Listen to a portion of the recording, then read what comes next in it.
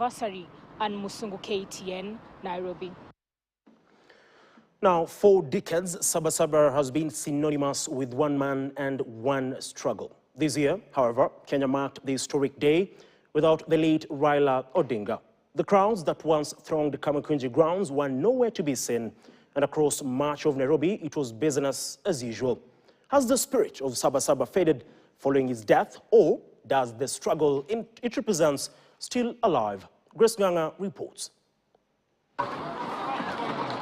For decades, Saba Saba has been more than a date on the calendar.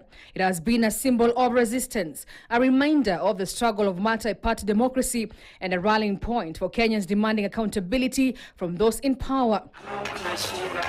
This year marks a profound turning point. It is the first Saba Saba without Raila Odinga, the man whose political journey became inseparable from the annual commemoration. For years, whether one supported him or opposed him, Raila remained the face that gave Saba Saba political energy. Jesse fire! Vijana fire! Vijana fire! His calls to action drew crowds, shaped national conversations, and kept the memory of July 7th alive for a new generation. His absence leaves behind more than an empty podium. It raises a difficult question. Can Saba Saba outlive the man who, for many Kenyans, became its most recognizable champion? Perhaps the first clue lies at Kamukunji grounds. For decades, these grounds that are now under renovation echoed the chants of freedom and democracy. It became the birthmark of a political movement that shaped Kenya's political history. Today, the atmosphere was remarkably different. Once the cradle of Kenya's pro-democracy movement and the rallying point for the original Saba Saba struggle, the grounds are today undergoing rehabilitation. Instead of crowds gathering to commemorate the day, construction activity has taken over the site. Beyond Kamukunji, it was largely business as usual, with many Kenyans going about their daily activities as shops remained open and transport continued in many areas. The scenes raise an inevitable question. Has the spirit of Saba Saba faded following Raila's passing?